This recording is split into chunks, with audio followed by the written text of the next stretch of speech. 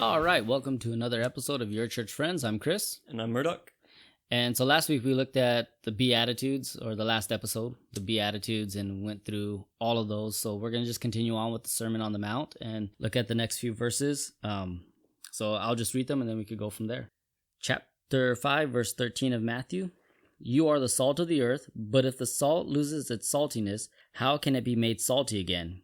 It is no longer good for anything except to be thrown out and trampled by men. You are the light of the world.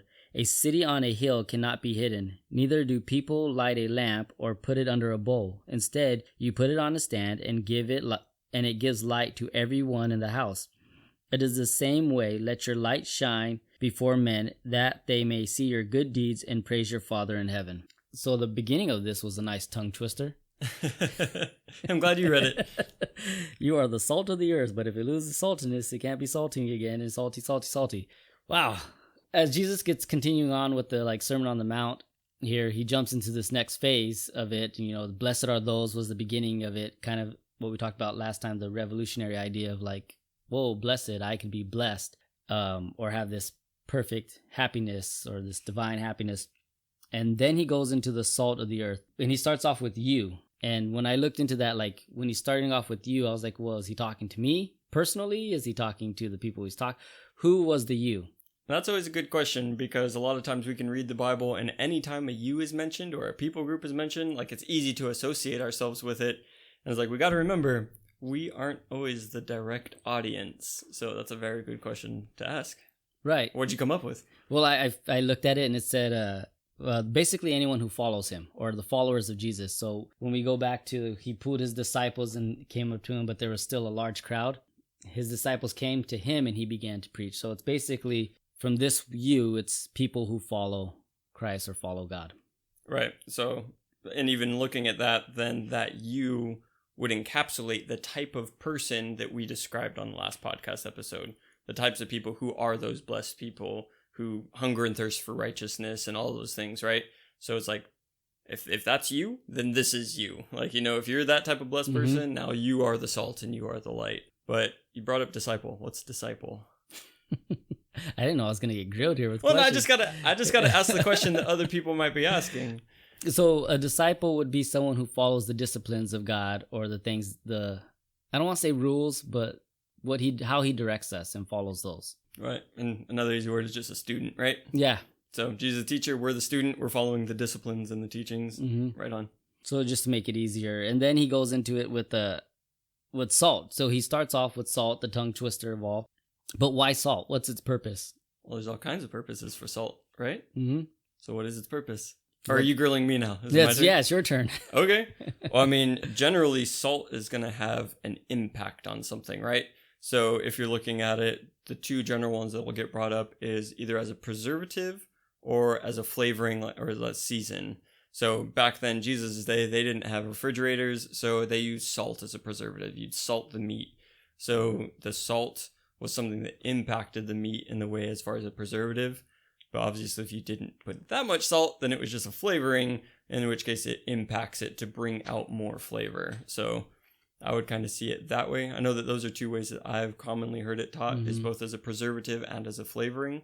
But I definitely see the salt as an agent that impacts something else. Because by itself, it's just that weird white crystals that's okay, I don't want to pour salt on my tongue. It's good for something else. Right. I looked at it too. I had the flavoring, preserving. I also had healing and cleansing, like a wound. If you put salt on a wound, it stings, but it's doing its job to heal it. But I think when I looked at this, Jesus was giving us a purpose here.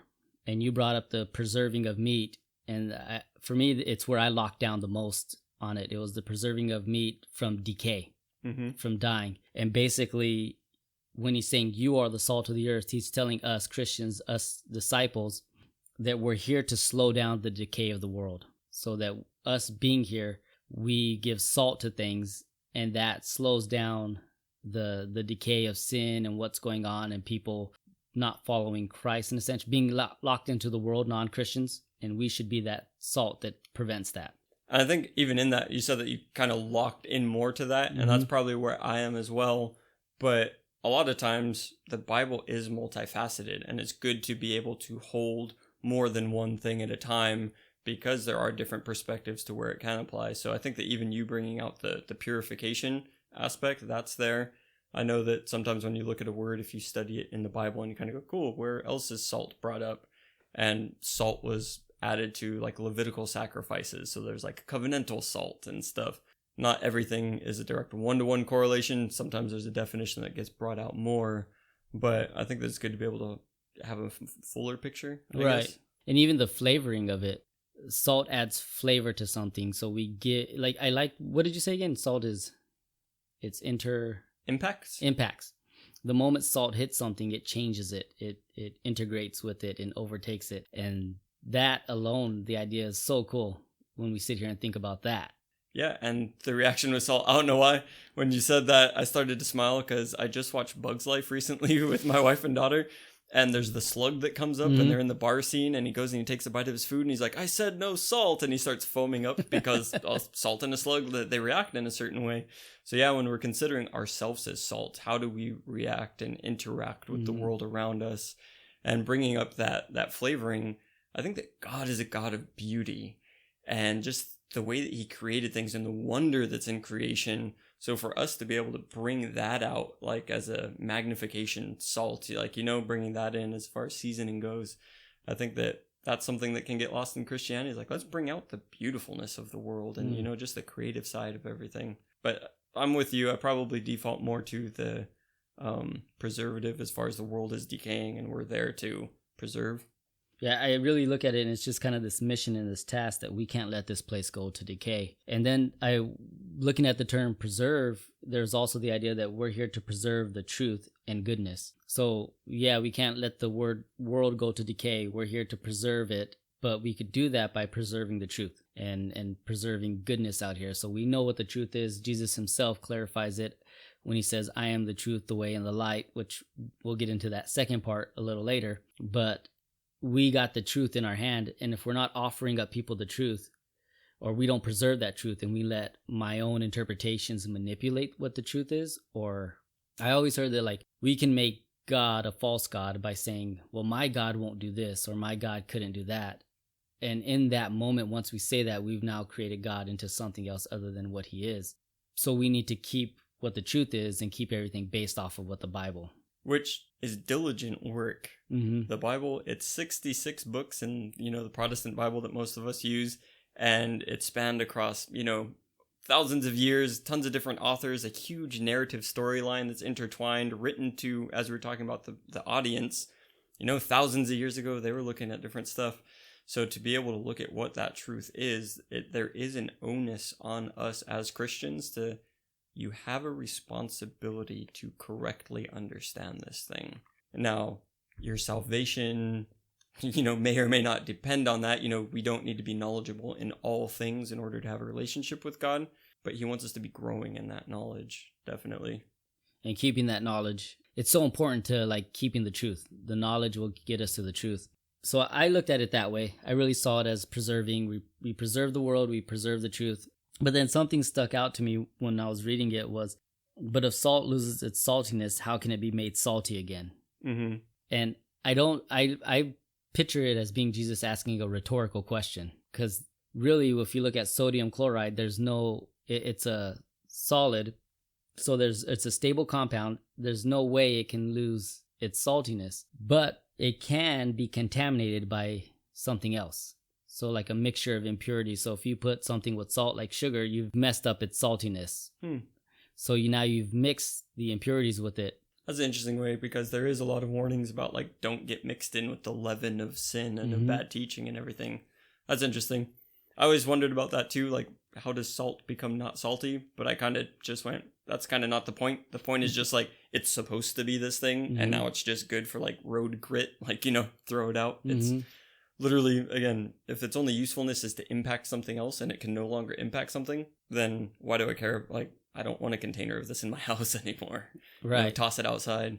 Yeah, and the idea with me when I saw that is that what he's warning us from is that if we allow ourselves to get mixed up with the impurities of the world, if we allow ourselves to go in that direction, then we can get contaminated by the world, and then we no longer have saltiness in our lives. It's just so funny that normally, like, being salty in today's day and age, like, Yeah. is kind of not what Jesus is talking about here. But I'm not sure if you went over to Mark chapter 9, verse 50, there's kind of a parallel passage to this. And it says, Jesus talking says, salt is good, but if the salt has lost its saltiness, how will you make it salty again? Have salt in yourselves and be at peace with one another. So it's interesting that having that salt and the usefulness of that salt brings peace. And there's another spot where it's saltiness and it brings like friendship. So it's looking at our relationships between each other. It's bringing that godly aspect of peace, which kind of you would go to show, okay, well, if I'm losing the saltiness, then I'm losing peace. Right. Which is, just another aspect of looking at it. It made me think of all this salt talk. I'm a little older than you. There were these kids praise cassette tapes, and it was a book who sang them, and like her name was Salty. Anyways, totally sidetracked, but it only found on VHS. Only there's VHS and then cassettes of them. Yep. Also, I used to love listening to those things as a kid. That's Salty with a PS, right? Is it? I think so. Kind of like the Psalms. I think it's like Salty. Yeah. Oh, interesting. Didn't know that part. Yeah, I really kind of, again, this was something that I was like, wow, this is an interesting thing to look at, is that we can be contaminated with the world. And it just brought up a question of like, how does the world contaminate us then? If we're salty and we're already salt and we're made for that purpose to purify or preserve the world, how do we get contaminated? Well, we get contaminated because Jesus, the whole scriptures teach us how to live a pure life, to be pure in our heart, in our intention, and in our action. So contamination means that you're impure, right? Mm-hmm. So our thinking becomes impure. And I think that even psychology will teach us, everything starts with our thinking. So if your thinking is off, then you're going to end up with bad, behaviors from that point. And that's where scripture also says, be renewed in your mind. So I think that a lot of the impurity comes from the way that we think about things. So the way that I relate with people comes to how I think about them, right? Mm-hmm. If you look at somebody who's racist, they think about somebody of another race in a certain way. It starts in their mind and it comes out. If you look at somebody who's, doing any type of anything, it starts with the way that they think about it and what their desires are. So for me, I would say it definitely comes down to self-examination and what we're allowing in there, but to be able to compare it to Jesus's life and his teachings. That's kind of the standard to where we can see, what does pure look like? Now, where do I not match pure? The moment I've noticed where maybe I'm not the best salt in the bunch is when I've not pursued a relationship with God. So when I've kind of let myself just kind of slip into doing things that I know aren't right, or being a person who I know isn't right, and I'm not in the Word every day, or I'm not keeping myself accountable with a friend, that's when I kind of start doing that. And we were actually just talking about it before we started recording, of a pastor who's no longer pastoring, pretty famous one, because it kind of ties in with what Jesus says. If it loses salty, it's no longer good for anything except to be thrown out and trampled on by man. But the idea of like, basically Jesus saying is you're tasteless, you're worthless, you're worthless. So when we lose that saltiness, it's kind of hard to come back from. People all around, one of the things that kind of gets knocked out about the church is like they start going through these pastors who were famous and who have fallen, and that does a lot. And it always makes me think of like, there's always a road for redemption for them. There has to be. It's so hard to come back once you've lost your credibility. That's where I was going with it. That was the question I wanted to ask from the beginning of this, but it took me that long road to get to that. Like, it's so hard once you've lost your credibility. Which is the great warning not to, right? Mm-hmm. And I think that that's the huge thing here, is that we're reading in Matthew, and in Matthew, plenty of times the author uses the being thrown out language as language of judgment. Anytime you see that language of thrown out, it happens maybe like 7 or so times. Don't quote me on that, but somewhere around there. It's always like a very bad judgment going on. So Jesus is bringing that language here, saying like, there is judgment for you. Like, you are the salt, and if you lose that, like, there's judgment for that. And I think that it's a very wise thing to take judgments seriously and to avoid being on the wrong side of them. Because it's one thing to be like, oh, that's kind of shocking, I don't want to be there, versus finding yourself in that situation. Right. Kind of put up the guardrails beforehand. When I was reading it, though, I kind of brought up this thing, the fact that here's Jesus, and he's looking at his followers, telling them that they are the salt. Which you would think like, oh, you're the Messiah, you're the salt, you're doing the thing. But he's turning around and be like, I'm teaching you, and you're the salt. So it's kind of like he gives that responsibility, but also that, again, the judgment that's involved. There's a guy, Dietrich Bonhoeffer, and there's a quote from him. It says, when Jesus calls his disciples the salt, instead of calling himself the salt, this transfers his efficacy on earth to them. He brings them into his work. But he adds the warning of Jesus. The call of Jesus Christ means being salt of the earth or being destroyed. So he left us here with a purpose, and the moment we don't fulfill that purpose, there is, for lack of a better term, punishment. Yeah, and like you said, you're trampled underfoot by men, and what happens with all those pastors? Like, you get chewed up, spit out, trampled underfoot, and the rest of it. It's like, it's not a pretty thing to go through. Mm-hmm. And that's not anything that Jesus is like trying to put on us. Is like, oh, if you don't listen to me, this is going to happen. Like, it's the natural reaction that if you're stepping forward to, be this beacon of light, which we're going to get to be this preservative, to be this flavoring, and then you turn out to be impure and like all messed up and everything, is like the natural reaction is that the world will trample you down.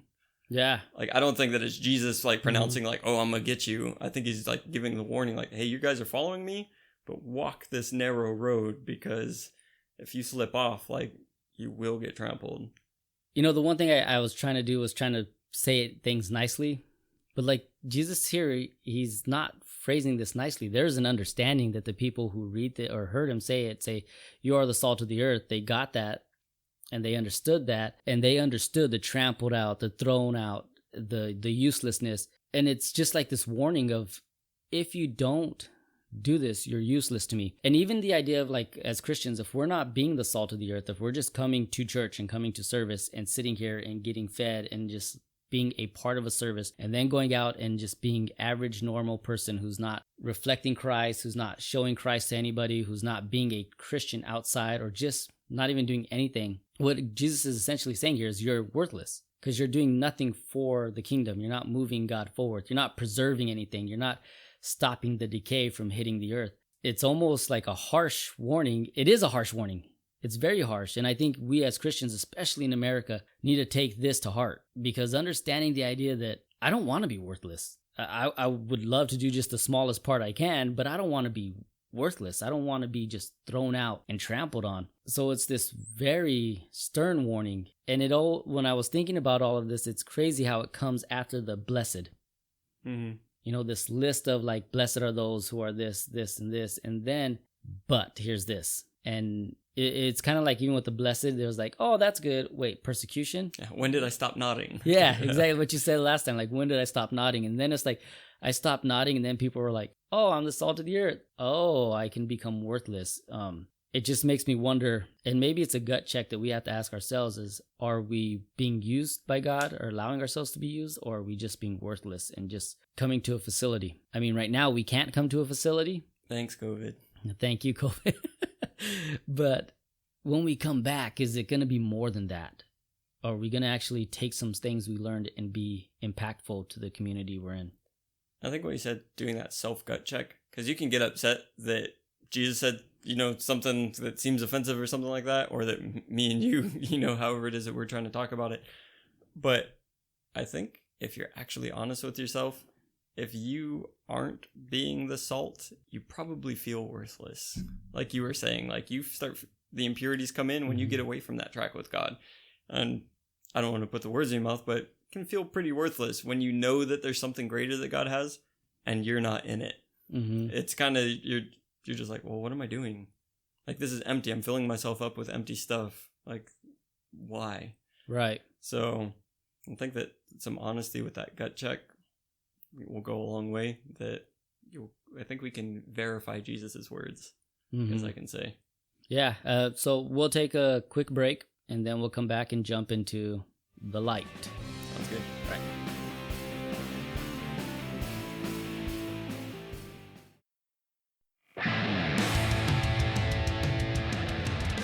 Get ready to have your mind blown, for energy to fill your body, and for your soul to be excited as Murdoch reads this little light of mine. This little light of mine, I'm gonna let it shine. This little light of mine, I'm gonna let it shine.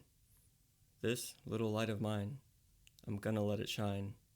Let it shine, let it shine, let it shine. This little light of mine, I'm gonna let it shine. This little light of mine, I'm gonna let it shine.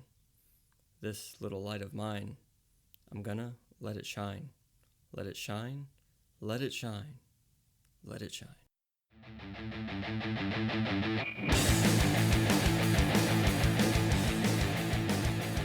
That was This Little Light of Mine.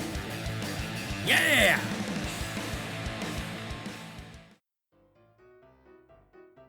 Hey Remy. Hey Casey, what are you up to? Oh, nothing, just watching some videos on YouTube.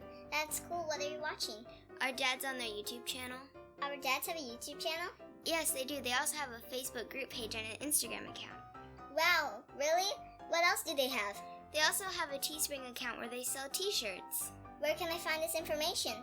All of the links can be found in the descriptions below. That's so awesome. What's the name of the channel again? It's Your Church Friends. Get out of here, Reed! And now, back to the show.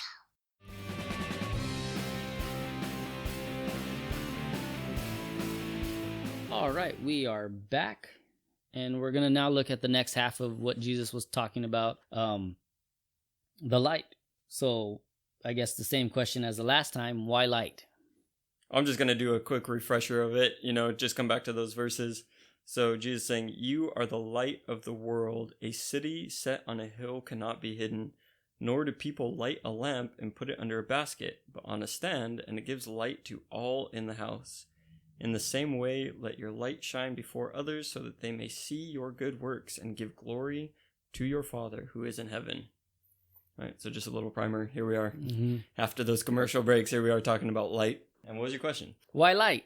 Why light? It's a good question, especially because, again, looking audience-wise and who's talking, who's hearing, and what it would mean is that in the Bible, the ancient world, light a lot of time was connected to knowledge, to truth, to revelation, and to love. For example, like you could pass the light on to others. It was the whole thing of in philosophy becoming enlightened, right? Mm-hmm. So the light representing all those things. Even in Daniel 12:3, so book in one of the prophets in the Old Testament, those who are wise will shine like the brightness of the heavens, and those who lead many to righteousness like the stars forever and ever. So again, he's pulling on biblical imagery. Jesus was a student of the scriptures, and he's bringing out this light. I'm not sure if I'm answering your question, but those are various things that could get drawn on that Jesus was using. But I think that in the same way that salt impacts, light impacts. Mm-hmm. Light impacts darkness. Right. There's darkness, and then when light comes, the darkness flees. Mm-hmm. You could say it that way. Yeah, and when we turn on a light, and yeah, you were answering my question. I'm sorry, I got distracted by the sirens in the background. And I was trying to ignore it. No, it really threw me off. I was like listening to it, and I was like, wonder where they're going. Wait, Murdoch's talking to me. Well, I was thinking, there's lights on those sirens. Maybe I should pull it in for a point. We could have, but we lost it. Oh, well. The idea, yes, light, it penetrates darkness to where you can't find darkness in light. Right. They're like complete contrast of one another. Where there's darkness, it has to be darkness. Where there's light, there's light. And when I think of this passage, it always makes me think of when I walk into a room, what's the first thing I do if it's dark? I find the light switch so I know where I'm walking. We had a stool that we used for one of our couches in our sunroom. We had moved it into the bedroom because we were using it for when we would do Zoom calls, so me and my wife could sit down on this thing together. And then I was just keeping it at the end of the bed. Well, we weren't used to this thing. And multiple times having that thing there in the dark, I would hear my wife go, "Oh, darn it," or me, "Oh." And basically we're tripping over this couch that we thought, or this cushion that we didn't know was there, and we had completely forgot that it was there. So going into a room and turning on the light, it basically prevents us from tripping over something or prevents us from danger. And that's what I think about when Jesus says, "You are the light." You are here to help prevent people from walking into danger by telling them the way you're living, you're going to cause harm to yourself. Yeah, and it's funny that you use that example because when you said, what is the first thing? And there's a pause. I was wondering, are you asking me the question? Because I would have said the first thing you do is stub your toe on something and then you turn on the light, because sometimes you think, oh, I know where I'm going. I know the layout. I can navigate here. And how many times have I banged my knee on stuff or whatever? Casey leaves her toys out and, you know, it's the classic Lego on the floor that sends shooting pains up throughout your body when you step on it. So like you're saying, you know, people trying to navigate darkness, but there's dangers within the darkness. And again, that's one of those biblical themes, darkness and danger and chaos and all those things wrapped up. So being the light, and again, Jesus telling his followers that they are the light and they're going out into the darkness to repel the darkness and also as a beacon for, you know, people to follow. I'm not sure, you ever been camping or you do something and Nope, I don't camp. That's right. Okay, so you've seen movies. Yes. No, but you're somewhere and one person has a light. And everyone gets behind that person who has the light. You know what I mean? Yeah. So that's kind of, I see that as well. You know, he's sending them out as lights and people are attracted to the light and to be able to follow behind that. And then they become a light themselves. I think I liked what you were saying there, and it just made me totally think of this idea that, like, how arrogant we can become. And maybe Jesus is even warning us of our own arrogance. Like, no, I can navigate through the dark. I know the layout. I know where I'm walking and where I'm going, and there's no way I'm going to trip up. And then sure enough, we trip up, and almost our arrogance allows us to think, I can navigate through all the darkness. When Jesus is saying, no, you're the light of the world, be a light, shine, so that way you don't have to worry about navigating through it or thinking that you can. And it kind of goes back to when Jesus says, I am the truth, the way, and the light. So basically, Jesus is saying, I'm the light. Now you're the light because I am in you. My light is in you. Use my light to navigate through life. Does he say the way, the truth, and the light, or the way, the truth, and the life? I don't know, but he says he's the light of the world. Yeah, he does at another point. Yeah, I got it. Wrong verse. We'll get it. But, you know, the idea is there that his light in us allows us to shine that light. And instead of me trying to navigate life with the darkness in me, use his light to navigate through life. And you brought it up when you're talking about the impurities and kind of what brings that in. And you're talking about getting away from some of those disciplines, right? As far as reading your Bible and the prayer and, you know, following what it is that you know. And it's the same thing I feel with the light and getting away from that. In Psalm 119, verse 105, it's a well-known verse, says, your word is a lamp unto my feet and a light to my path. So when we're looking at how to navigate this, it's going to God's word and finding the light there. You know, here I am, I'm dealing with this situation. How am I supposed to handle this? I think that where Jesus ties it in, he talks about the light being our good works. So when we're looking at this darkness and we're looking at, I'm in this dark situation at my work or with my household or with whatever's going on, how do I handle this? The scriptures and what Jesus teaches, and as we are disciples, right? We're students. He's going to teach us how to have good works in that situation, that we're not crushed by that circumstance, but we're actually shining bright. Right. So he doesn't say like, oh yeah, the darkness isn't going to be there. He's saying it's dark. Put yourself up on top of the hill like a city so that everyone can see it. You know, don't put a basket over yourself. Like, let that light shine. Yes, there is darkness around you, but follow my teaching and you will shine through your action. And through that, while we're being a light on top of a hill, going through our day-to-day life, that light is hope to people in darkness. Right. And again, it's the same thing as salt. He's leaving us with kind of this task to don't let the world decay. So make sure you're being like salt and making sure the meat is being preserved. And then be this light that gives hope, but also this light that exposes.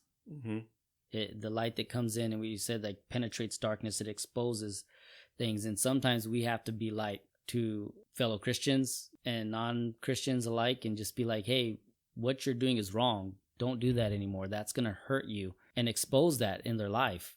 And I think that's hard to do when we're trying to do it in love or without love. When you're talking about that exposing, right? John 3:16 is probably the most well-known Bible verse. That for God so loved the world that he gave his only son, that whoever believes in him should not perish but have eternal life. So people know that one, but it goes on to say that God didn't send his son into the world to condemn the world, but that the world may be saved through him. And if I skip a couple verses there to 19, This is the judgment, that light has come into the world, and people loved darkness rather than light because their works were evil. For everyone who does wicked things hates the light and doesn't come to the light, that his works would be exposed. But whoever does what's true comes to the light, so that it may be clearly seen that his works have been carried out by God. So we see that even there, that Jesus coming in as a light. Here Jesus telling us that we're going out as lights, and that as we go, there will be two types of people. You're going to expose things, right? The things that we didn't see before, the Legos on the floor, the thing at the end of our bed, that's now exposed. And when that's seen, people who want to stay in the darkness and stay hidden, they're going to hate the light. But then there's going to be people who are thankful and going, I know, I'm so tired of stubbing my toe on that thing. Right. Thank you. Like, I'm going to follow this light. And we're like, hey, it's not my light. Like you said, it's the light of Jesus in us, and you can be a light yourself, right? So we're just like lighting up other people that they can have illumination. So I see that two things, like people who desire the goodness, they'll come to the light. But there also are those people who like being able to skulk around in the dark and kind of do that wickedness. So with all this, some of the things I looked at, about 100 miles away was the Dead Sea. And as Jesus is where he's at, giving the Sermon on the Mount. And by the Dead Sea were this community of people where basically they wanted to live in the caves because they want to flee the wicked world. And the irony of it is they called themselves the Sons of Light. And they lived in this cave to step away from Christians or from the world that's evil. And it just made me think of we are the light on top of the beacon. And how are we a light? And when you said that people just love to live in darkness, that we too as Christians can live in some form of darkness if we're containing our light, if we're putting that bowl over it. And I almost think maybe he said that and kind of looked in that direction, and everyone knows what's going over there in the cave, like that weird cave over there of people who are living there. If you're my followers, don't be like that. Don't keep your light hidden. Keep your light out so that way the world can see it. Do you know if, besides the Sons of Light, if they're called the Essenes? Yes. Okay.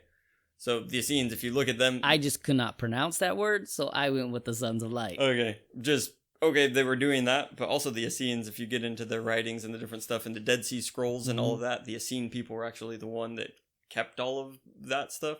So not purely negative as you're sounding, but like you're saying, cool, if you really think you are the light, you're just going to go live in a cave? What's going on? There was several years ago that I was thinking about writing a book, and I wanted the cover art to be a flame with the church building coming down over it, quoting this verse, that don't hide your light under the basket, because so often the church building, if all of us are light as Christians, and we're all sitting in the church building, who can see that light? Right. Think about all of the homes around your church. How many of those people have ever interacted with you as a light? Because the only time they see that light, it drives past their house, it pulls into the church parking lot, and that light disappears under the basket of the church building. The equivalent of the Essene cave, right?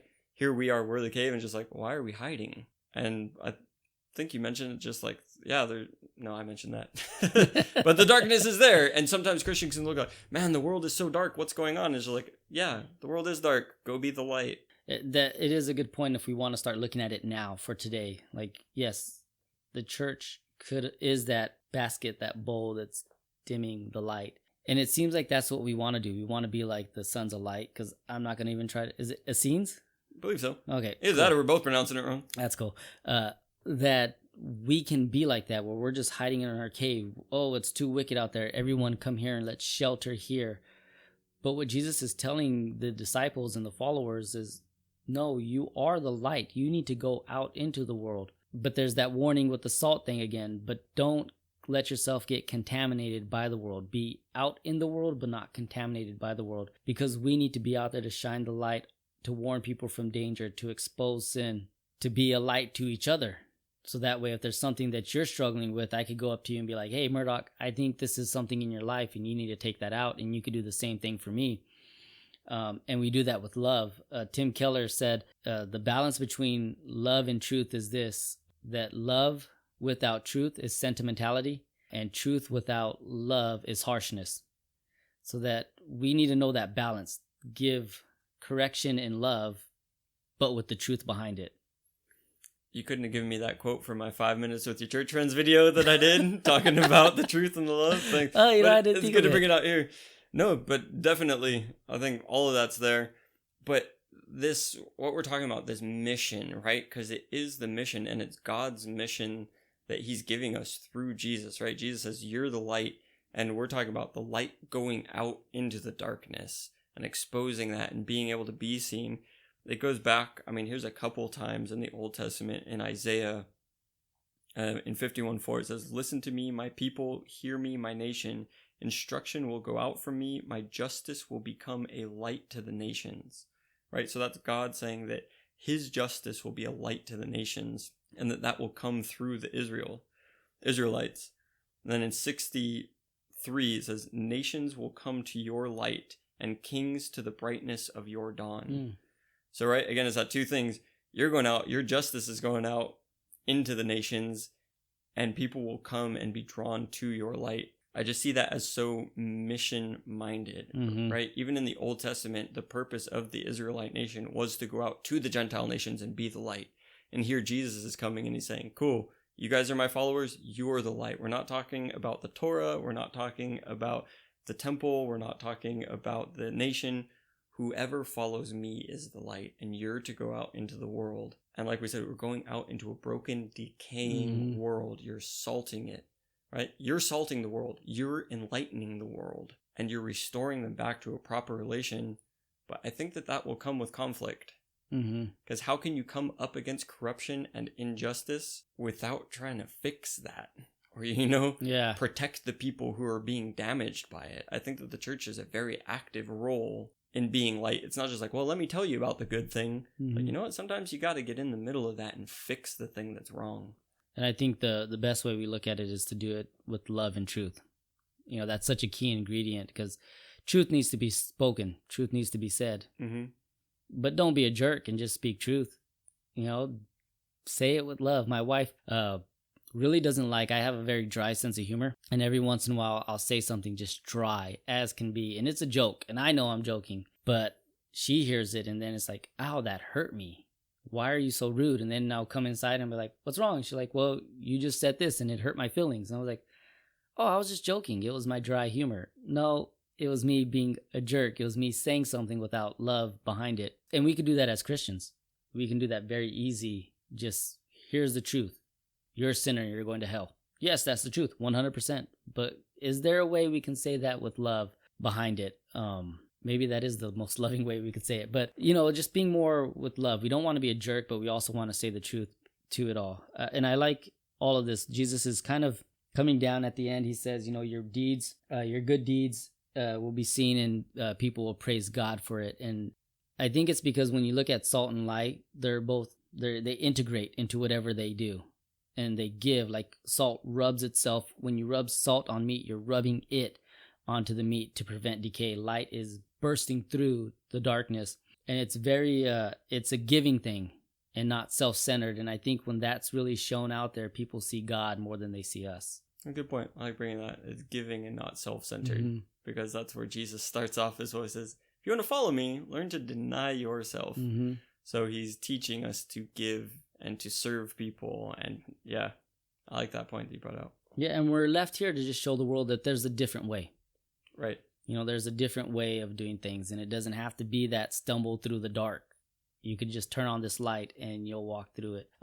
John Stott, he said this, I'm going to paraphrase it, but basically God intended us to penetrate the world, that the Christian salt, it doesn't have any business just staying in a building or inside somewhere. Our place is to be rubbed in the secular community, and as the salt rubs in the meat, it's going to stop it from going bad, kind of what we were talking about, the decay. But when society goes bad, what do we as Christians tend to do? We tend to throw up our arms and oh, look how bad the world is coming. Oh, Jesus has to be coming back soon now, because look at how bad everyone is. The world is going to hell, basically. And then we shout it, but what we really should be doing is looking at ourselves. And what he ends his quote was this, is that one can hardly blame unsalted meat from going bad. It can't do anything else. The real question is, where's the salt? Ouch. Yeah, right? Where are we? Where are we as the church, the salt and the light, and all that? And with that, because I've always thought, because people can get so upset, I'll rephrase that. Christians can get so upset over people who aren't Christian because they don't live a Christian lifestyle. Mm-hmm. Like, what are you thinking? Like, they're not Christian. Why would you expect them to follow Jesus, who they might not have heard of? They don't know who the teachings are, and they have no idea why they should follow that. Mm-hmm. Like, you're holding them to a standard that they have no idea about. It's like, or even if all they see is your salt and your light, and it's under a bowl or it's been contaminated, then you can't blame them, because all they're seeing is this bad reflection of what they should have been. Yeah. If you are the salt and they are, the meat, or you're the light and they're the darkness, it's like, if the darkness is remaining and the salt and the meat is still decaying, that's kind of on you, bud. Yeah. Which I'm pointing fingers at myself saying that. Yeah, it was a real ouch that Jesus kind of goes from this into this, like from the Beatitudes into the salt and light kind of parable of it all. But it just kind of left me, and I'm going to close up everything we're doing today with it's just with these questions that I think we all need to think about. Some big questions. And the first one is basically, if you're salt and light, if you are the salt and light, like Jesus said and told you are, what is your influence? Are you influencing the world, or are you being contaminated and mixed in, or is your light just kind of dim? The second question is, what in your life is making you lose your saltiness or dim your light? And I think that's important to really think about, because I know for myself personally, there are things that make me lose my saltiness. I know I have an anger problem, and that doesn't really help my relationship with Christ or people to see me as being Christ-like when someone cuts me off. And here I go talking about my bad driving again. When someone cuts me off and then I retaliate, like, that's not a good testimony. We need to get bumper stickers as merch. Yeah, we do. And you can have one. I won't put it on my car. And then the last question is your life pointing away from you and to the glory of God? And that kind of comes back to that last conversation we had about salt and light. It's giving. At the end of the day, none of this is about me. It's about God getting the glory of it all. I like that, and I think that that's a good spot to end, that as Christians, we definitely want God to get the glory. And if we're looking around at a world that seems like they aren't giving our Father the glory, then Jesus gives a really good thing here. He says, hey, let your light shine, that they can see your good works, and then they'll glorify God. It's like, let's not concentrate so much on other people. You can do good works. Right. And I think that that's important for me to realize, like, you know what? I don't need to get discouraged by anything or get focused on like any of that. Just like, let me do the good works I can do, and just trust that when people see that, they'll see God in and through me and give him glory. Yeah, that's a really good point. So let's wrap this up. Be salty and be a light, and go out there and do that and be good disciples. I'm Chris. I'm Murdoch. And this is Your Church Friends. Thanks for listening. Thanks, guys.